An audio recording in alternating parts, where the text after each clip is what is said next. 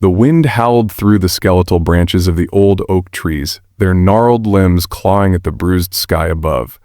Ethan Carver stood at the edge of the abandoned quarry, his boots sinking into the damp, moss-slick earth. The air carried a metallic tang, sharp and biting, as if the ground itself bled rust. He'd come here chasing whispers, fragments of a story too wild to ignore. The locals called it the Dark Hole Monster, a legend born from the quarry's collapse decades ago, when the earth swallowed 37 miners whole. No bodies were ever recovered. No explanation ever given.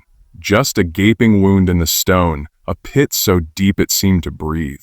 Ethan adjusted the straps of his backpack, the weight of his recorder, flashlight, and notebook pressing against his spine. A freelance journalist with a knack for the macabre, he'd built a modest following online with tales of haunted lighthouses and cursed battlefields. But this was different. Offensive that the quarry wasn't just another ghost story. It pulsed with something alive, something that gnawed at the edges of his curiosity until it became obsession. He'd spent months tracking down survivors' descendants, piecing together their fractured accounts. One woman, her eyes hollowed by time, had clutched his arm and hissed, "It's not a monster, it's the hole itself." Once, her words had burrowed into him, festering.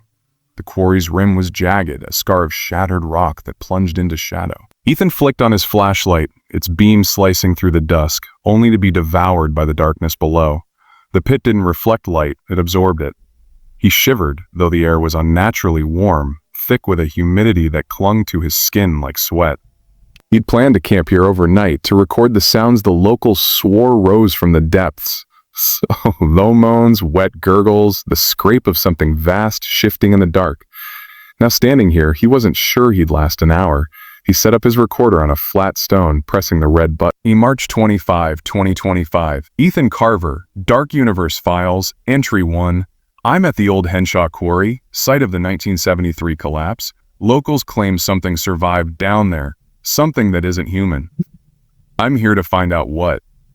His voice trembled slightly, and he cursed himself for it. He wasn't some wide-eyed amateur. He'd faced down plenty of eerie nights. But this place pressed against him, heavy and insistent, like a hand on his chest. The first sound came as he unpacked his tent, a low, resonant hum, so faint he thought it was his own pulse. He froze, straining to listen. It wasn't mechanical, not a distant engine or a trick of the wind. It rolled up from the pit, a vibration that buzzed through his bones. He grabbed the recorder, holding it toward the edge. The hum grew, threading itself into a rhythm, a pulse that mimicked a heartbeat but slower, deliberate. Ethan's mouth went dry. He whispered into the mic, "I'm hearing it now. It's alive." He should have stopped then. Should have packed up and driven back to his motel, chalked it up to exhaustion or an overactive imagination. But the hum hooked him, tugging at a primal part of his brain that demanded answers. He edged closer to the rim, pebbles skittering under his boots and tumbling into the void. The flashlight beam wavered as his hand shook, illuminating nothing but an endless black. Then something shifted, a flicker at the corner of his eye, a ripple in the dark. He swung the light, heart slamming against his ribs. Nothing. Just the pit staring back. The hum sharpened into a groan, wet and guttural like a throat clearing itself of mud. Ethan stumbled back, nearly dropping the flashlight. "What the hell?" he muttered, his voice swallowed by the sound. It wasn't just noise now. It was a presence coiling around him, seeping into the air he breathed. He fumbled with the recorder, his fingers slick with sweat. It's changing. It knows I'm here. That was when the smell hit him. A rancid, sulfurous stench like rotting meat and burnt hair. It poured from the pit, thick enough to choke on. Ethan gagged, pressing his sleeve to his face, but it didn't help. The odor wasn't just in his nose.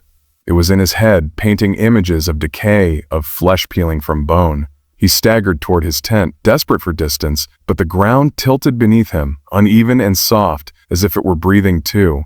He fell to his knees, the recorder clattering beside him, still running. "Get a grip," he rasped, clutching fistfuls of dirt. "It's just a story, The words died as the groan swelled into a roar, a sound so vast it shook the quarry's walls. Dust rained from the rim, stinging his eyes. He scrambled for the flashlight, swinging it wildly, and that's when he saw it. A shape in the pit rising.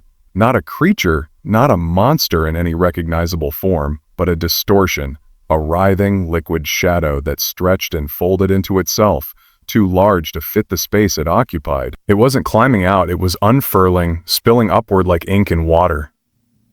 Ethan's scream lodged in his throat, a strangled whimper escaping instead. He crawled backward, his mind fracturing under the weight of what he saw. It wasn't just the shape, it was the feeling, the certainty that this thing knew him, saw through him, stripped him bare. The shadow pulsed tendrils of darkness licking at the air, and with it came a voice. Not spoken, not heard, but felt a pressure against his skull. "You called me," it said, though the words weren't words, just raw intent. "You wanted me." "A no," Ethan choked, shaking his head. "I didn't. I just wanted the truth." But the voice pressed harder, splintering his thoughts. "Truth is me. I am the whole. I am the dark." The shadow loomed closer, its edges blurring into the night, and Ethan's flashlight flickered, dimming as if drained. He lunged for his backpack, clawing through it for his phone, his car keys, anything to escape. The recorder lay abandoned, its red light blinking like a dying star. The shadow didn't chase him. It didn't need to. As Ethan stumbled to his feet, the ground beneath him softened, sucking at his boots. He yanked free, only to feel it shift again, tilting him toward the pit. The quarry was alive, reshaping itself to keep him here. He ran, blind and breathless, branches tearing at his arms, but the pit's pull was relentless. It wasn't just behind him. It was everywhere, a vast, suffocating presence that swallowed sound, light, reason. He reached his car, parked a quarter-mile from the quarry's edge, and threw himself inside. The engine sputtered, then roared to life. He floored it, tires spinning on gravel, the rearview mirror showing nothing but black, an endless, encroaching black that wasn't just night. The hum followed him, vibrating through the chassis, threading into his pulse. He drove for miles, the motel's neon sign a distant beacon, but the smell clung to him, the voice lingered. "You can't leave me," it whispered. "I'm in you now." By the time he collapsed onto the motel bed, his clothes soaked with sweat and grime, Ethan was trembling so violently he could barely hold the glass of water he poured. His phone sat on the nightstand, the recorder beside it. He didn't remember grabbing it, but there it was, its tape still spinning. He rewound it, hands shaking, and pressed play. His own voice crackled through, steady at first, then fraying. The hum came next, then the groan, the roar, and beneath it all, something new. A sound he hadn't heard in the moment. A low, rhythmic chant, layered and dissonant, voices that weren't human, weren't animal, weren't anything he could name. They spoke in tongues that twisted his gut, promising secrets too vast to hold. He stopped the tape, hurling the recorder across the room. It smashed against the wall, but the chanting didn't stop. It was in his head now, burrowing deeper, pulling at the threads of his sanity. He clawed at his ears, drawing blood, but the sound only grew. And with it came visions, flashes of the pit, of the shadow of himself standing at its edge, not running, not fighting, but stepping in, falling, becoming. Days bled into nights. Ethan didn't leave the motel. He couldn't. The windows showed nothing but black, even in daylight, and the air grew thick, humid, sulphurous.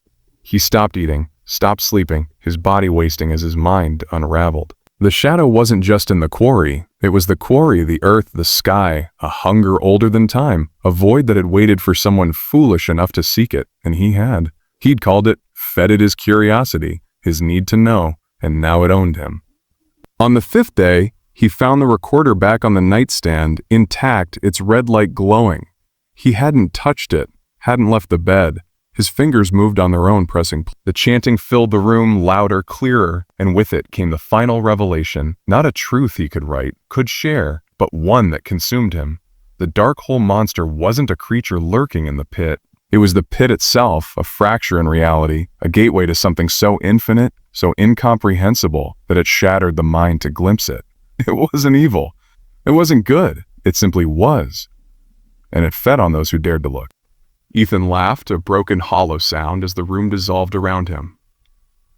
The walls melted into shadow, the floor sank into mud, and the ceiling opened to a starless void. He didn't fight it, he couldn't. The pursuit of the unknowable had claimed him, as it had the miners, as it would anyone else who came too close.